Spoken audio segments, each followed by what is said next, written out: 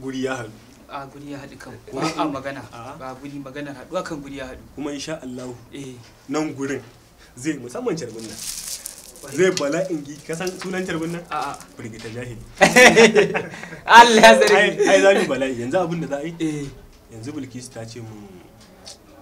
sorry yanzu abin da za a yi mu Mireza ta ce tana hanya za ta taho da yara abokan aiki Allah mutum yana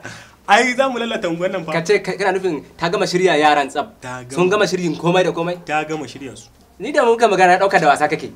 amma da naga aka je aka samu gidan nan aka samu mana gidan nan sai abin ya burge ni kuma gida shiru karka damu mutum yana zan baya din kai za mu samu kudade kana ji ba tare za ka ringa yi kai kaman malamin gaske kuma ka ringa nuna hadama akan kudade fa to ba matsala a wannan ai ba matsala an mutum yazo kaman aikin 100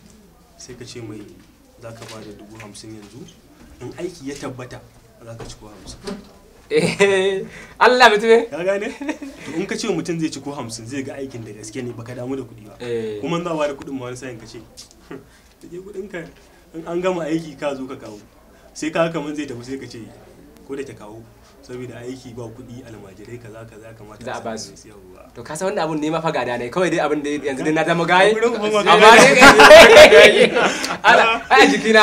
dole ina jin zan iya aikin bokanci ba kaga yanzu dai na ƙarya ne amma zan iya yi na gaske ba ai sai yanzu na tabbatar da abin da kake faɗa wala ne ina ka samu ta ai sun tota yayi abola ina ga wallahi ina ga sun tota yayi ai dai iska ne sun tota ne abola wallahi ta nan ma yar halaka la ilaha illallah sun zo